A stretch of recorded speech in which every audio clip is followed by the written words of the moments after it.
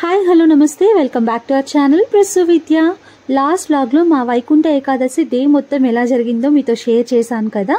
ఇంకా దాని continuation vlog అనమాట ఇది. ఈవినింగ్ ఏమేమి చేశామో ఈ వ్లాగ్లో మీతో షేర్ చేసుకుంటాను. అంతకంటే ముందు ఇంకా ఎవరైనా మన ఛానల్ని సబ్స్క్రైబ్ చేసుకోకుండా చూస్తున్నట్లయితే make sure to subscribe our channel. And already subscribe చేసుకొని చూస్తున్న వాళ్ళందరికీ thank you so much for your love and support. Last వ్లాగ్లో కూడా చెప్పాను కదా, మా ఇంట్లో ఒక మినీ ఫోటోషూట్ జరిగింది అని చెప్పి. అదంతా ఈ వ్లాగ్లో మీరు చూడొచ్చు. వైకుంఠ ఏకాదశి రోజు మార్నింగ్ ప్రసాదం ఏం చేయలేదన్నమాట దేవుడి దగ్గర పెట్టడానికి. అందుకే ఇంకా ఏమైనా చేద్దాము. అండ్ వైకుంఠ ఏకాదశి రోజే మన ఛానల్కి 11K సబ్స్క్రైబర్స్ కూడా వచ్చారు. సో రెండిటి కోసం ఇంకా ఆ రోజు సగ్గుబియ్యం అండ్ సేమియా పాయసం చేద్దాము అని చెప్పేసి అన్నీ రెడీ చేసుకుంటూ ఉన్నాను. సో నేను ఒక పక్క కిచెన్లో అన్నీ రెడీ చేసుకుంటూ ఉంటే మా పాత వచ్చి నన్ను కూడా ఎత్తుకో అన్నట్టు వాడు కూడా చూడాలంట పైన నేనేమేమి చేస్తున్నాను అని చెప్పి. అందుకే కొద్దిసేపు అలా వస్తే మళ్ళీ వాడిని డైవర్ట్ చేసేసి పంపించేశాను. యాక్చువల్గా బెల్లం పాయసం చేయాలి అనుకున్నాను. బెల్లం పాయసం చేస్తే నేను, మా మామయ్య అండ్ మా అత్తయ్య మేము ముగ్గురమే తినాల్సి వస్తుంది. ఇంకా మిగతా వాళ్ళకి అంత ఇష్టం ఉండదన్నమాట. అందుకే ఇంకా బెల్లం కాకుండా షుగర్తో చేస్తున్నాను. వీళ్ళందరికీ షుగర్తో చేసింది కొంచెం ఇష్టంగా తింటారనమాట. యాక్చువల్గా లాస్ట్ ఇయర్ వైకుంఠ ఏకాదశి రోజే మన ఛానల్కి 1K సబ్స్క్రైబర్స్ వచ్చారు. ఇంకా 1 ఇయర్ తర్వాత కరెక్ట్గా 11K సబ్స్క్రైబర్స్ వచ్చారనమాట. 1 ఇయర్ పట్టింది 1K సబ్స్క్రైబర్స్ రావడానికి. ఇంకొక 1 ఇయర్లో 11K సబ్స్క్రైబర్స్ వచ్చారు. సో స్లోగా గ్రో అవుతున్నాం కదా అనిపించి కొంచెం హ్యాపీగా ఫీల్ అయ్యామన్నమాట నేను విద్య. 1K సబ్స్క్రైబర్స్ రావడానికి ఎంత కష్టపడ్డానో తెలుసా అసలు స్టార్టింగ్లో. అంటే ఇప్పుడు కష్టపడడం లేదు అని కాదు, స్టార్టింగ్లో ఎక్కువ హార్డ్ వర్క్ చేసేదాన్ని అండ్ ఎక్కువ ఫీల్ అయిపోయేదాన్ని అనమాట. ఇన్ని వీడియోస్ పెడుతున్నా కూడా ఎందుకు రీచ్ రావట్లేదు అని చెప్పేసి ఎక్కువ ఫీల్ అయిపోతూ ఉండేదాన్ని. ఓపిక లేకుండా థింక్ చేయడం అంటారు కదా, అలా అనుకునేదాన్ని. బట్ డేస్ గడిచే కొద్దీ ఓపిక్గా వెయిట్ చేస్తూ ఉంటే ఇలా వన్ ఇయర్లో మనకి 11K సబ్స్క్రైబర్స్ వచ్చేసారు. సో ఆ రోజు కూడా పాయసం చేశాను 1K సబ్స్క్రైబర్స్ వచ్చినప్పుడు. ఇంకా ఈ రోజు కూడా మళ్ళీ పాయసం చేస్తున్నాను. యాక్చువల్గా నేను లాస్ట్ ఇయర్ అనుకున్నాను అనమాట, ఒక 6 months వెయిట్ చేస్తాను, ఛానల్ గ్రో అవ్వలేదు, రీచ్ రావట్లేదు అనుకో, ఖచ్చితంగా నేను స్టాప్ చేసేస్తాను, ఇంకా దీని మీద హోప్ పెట్టుకోను అని విద్యకు చెప్పాను నేను. విద్య ఏంటంటే ఓపిక్గా వెయిట్ చేస్తూ ఉండు, ఏదో ఒక రోజు నీకే సక్సెస్ వస్తుంది, అప్పుడు నువ్వే హ్యాపీగా ఫీల్ అవుతావు అని చెప్పాడు నాకు. ఒకవేళ లోగా ఫీల్ అయ్యి స్టాప్ చేసి ఉంటే ఇంత గ్రో అయ్యేదాన్ని కాదేమో. చెప్పాలంటే ఇది కూడా గ్రో అయినట్టు కాదు. నేను పెట్టే ఎఫర్ట్స్కి ఇంకా ఎక్కువ ఎక్స్పెక్ట్ చేస్తున్నాను, నేను ఎక్స్పెక్ట్ చేయాలి కూడా. సో చూద్దాం, ఇంకా మన ఛానల్ మంచిగా రీచ్ రావాలి, సబ్స్క్రైబర్స్ పెరగాలి, మీ సపోర్ట్ ఎప్పుడు నాకు ఇలానే ఉండాలి. సో పాయసం రెసిపీని నేను ఎలా చేశాను మీతో కూడా షేర్ చేసుకుంటాను. ఫస్ట్ అయితే సగ్గుబియ్యంని బాయిల్ చేసేసుకున్నాను. నెక్స్ట్ డ్రై ఫ్రూట్స్ అండ్ కొబ్బరిని కూడా నెయ్యిలో వేయించేసుకున్నాను. పచ్చి కొబ్బరిని ఇలా స్లైసెస్ లాగా కట్ చేసుకొని గీలో రోస్ట్ చేసుకొని యాడ్ చేసుకుంటే పాయసంలో చాలా బాగుంటుంది. కొందరికి ఇష్టం ఉంటుంది, కొందరికి ఇష్టం ఉండదు. ఇష్టం లేని వాళ్ళు స్కిప్ చేసేయచ్చు. అండ్ సేమియా కూడా గీలో రోస్ట్ చేసుకున్నాను. సగ్గుబియ్యం బాయిల్ అయిపోయిన తర్వాత అందులో సేమియా అండ్ మిల్క్ వేసి ఉడికించేసుకోవాలి. నెక్స్ట్ ఇంకా ఇలాచీ పౌడర్, షుగర్, డ్రై ఫ్రూట్స్ అన్నీ యాడ్ చేసుకొని బాగా బాయిల్ చేసుకుంటే సేమియా పాయసం రెడీ అయిపోతుంది. చాలా సింపుల్గా చేసుకోవచ్చు అండ్ టేస్ట్ కూడా చాలా బాగుంటుంది. అండ్ సగ్గుబియ్యం ప్లేస్లో మనం పెసరపప్పు ఉంటుంది కదా, దాన్ని కూడా యాడ్ చేసుకోవచ్చు. అది పెసరపప్పు పాయసం అవుతుంది, అది కూడా బాగుంటుంది. ఇంకెప్పుడైనా ఆ రెసిపీని మీతో షేర్ చేసుకుంటాను. యాక్చువల్గా ఇంత ఎక్కువ క్వాంటిటీ మా ఇంట్లో తినరు, కొంచెమే తింటారు. మాకు అండ్ పండు వంశీకి కూడా ఇవ్వాలి అని చెప్పేసి ఇంత ఎక్కువ క్వాంటిటీలో చేశాను. సో పాయసం టేస్ట్ అయితే ఆ రోజు చాలా బాగా వచ్చింది. ఇంకా పాయసం రెడీ అయిన వెంటనే చల్లారకు ముందే వెళ్ళి దేవుడి దగ్గర పెట్టేస్తూ ఉన్నాను. ఇంకా ఎవరికైనా తినాలి అనిపిస్తే తింటారు అని చెప్పేసి. సో ఎవరు తినకముందే దేవుడి దగ్గర పెట్టాలి కదా, అందుకే దేవుడి దగ్గర పెట్టేశాను. ఇంకా ఈవినింగ్ అయిపోయింది కాబట్టి దీపాలు కూడా పెట్టేస్తున్నాను ఇంట్లో.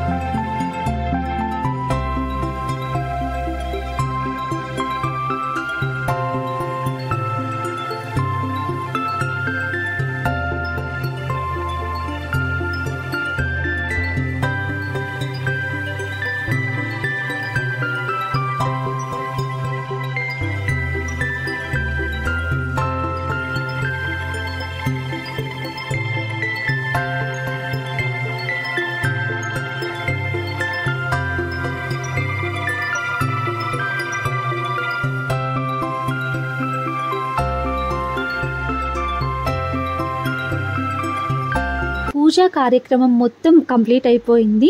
ఇంకా ఫోటోషూట్ స్టార్ట్ అవుతుందన్నమాట. ఇంకా సడన్గా ఎందుకు అనుకున్నాము అంటే మా అత్తయ్య ఎప్పటి నుండో అడుగుతూ ఉన్నారు మా పెళ్ళి పట్టు చీర కట్టుకొని ఒకసారి ఫొటోస్ తీసుకోవాలి అని చెప్పి. నేను చందు చాలా రోజుల నుండి చెప్తూనే ఉన్నాం అన్నమాట, కట్టుకో మేము ఫొటోస్ తీస్తామని చెప్పేసి. అందుకే ఇంకా ఆ రోజు కుదిరిందనమాట మా అత్తయ్యకి. మార్నింగ్ నుండి కట్టుకోమని చెప్తూనే ఉన్నాము, కట్టుకో డే టైంలో అయితే ఫొటోస్ బాగా వస్తాయి అని చెప్పి. డే మొత్తం అలా గడిపేసింది. ఇంకా ఈవినింగ్ కట్టుకుందనమాట. సో మా మామయ్యని కూడా ఎలాగైనా పంచ కట్టుకోమని చెప్పి రెడీ చేయాలి అనుకున్నాము. సో మా మామయ్యని రెడీ చేయాలి అంటే చాలా రిక్వెస్ట్ చేసుకోవాలన్నమాట. అసలు రెడీ అవ్వరు, అలా ఫొటోస్ అవన్నీ ఇంట్రెస్ట్ ఉండదు మా మామయ్యకి. ఇంకా మా మామయ్య అలా రెడీ అవ్వాలి అంటే ఒకే ఒక్క దారి, పాతుకు కూడా పంచి వేసేసి పాతుతో పాటు కలిసి తీసుకోమని చెప్తే పిక్స్ అప్పుడు రెడీ అవుతారు అనిపించింది. అందుకే మామయ్య వచ్చేలోపు పాతుకు కూడా పంచ వేసేసి షర్ట్ వేసేసి రెడీ చేసేసాము. ఇంకా మా అత్తయ్య పెళ్లి పట్టు చీరలో రెడీ అవుతున్నారు కదా, సో రెగ్యులర్గా కాకుండా ఏదైనా హెయిర్ స్టైల్ వెయ్యి అని చెప్పేసి చందు అడిగితే ఏదో కొంచెం ట్రై చేసాము. మా అత్తయ్యకి ముందర కొంచెం హెయిర్ తక్కువ ఉంటుంది, అందుకే ఇంకా డైలీ ఎలా వేసుకుంటారో అలానే వేసుకోమని చెప్పాము. ఇంకా మా అత్తయ్య కోసం నేను ఒక పక్క పూలు కడుతూ ఉన్నాను. బాను చూసారా పాయసం టేస్ట్ చేస్తూ ఉంది. పాయసం బాగా నచ్చిందనమాట ఆ రోజు అందరికీ ఇంట్లో.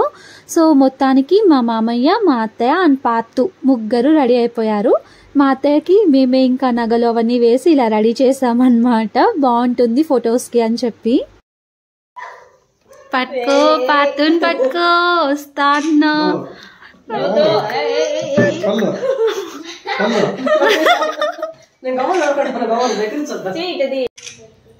జబ్బులు చేపెడతాను.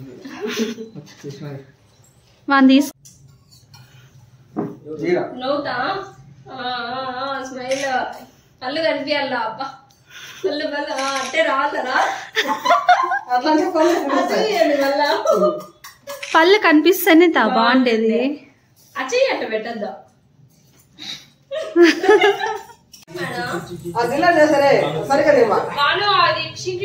అవంటే తీ చందు, ఇంకో రెండు ఫోటోస్ అంట తీ ఆడ.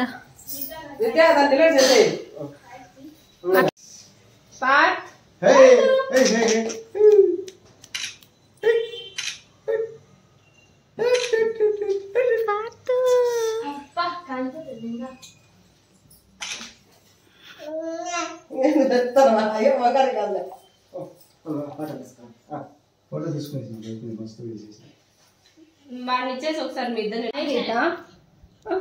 లిప్స్ ఇట్ రాని మామ్ కూడా నవ్వాలా చూడు, వాళ్ళు చూడాడా నువ్వేంత అది సొట్ట ఉంది భుజం సాగర్ది. పుష్పాలు ఉండాలి ఎట్లా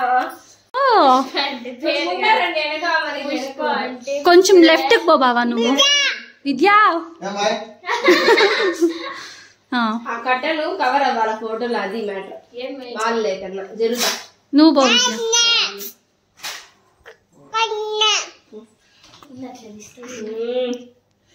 నవ్వండి కొంచెం. విద్య మెయింటైన్ చేస్తాను మీరు.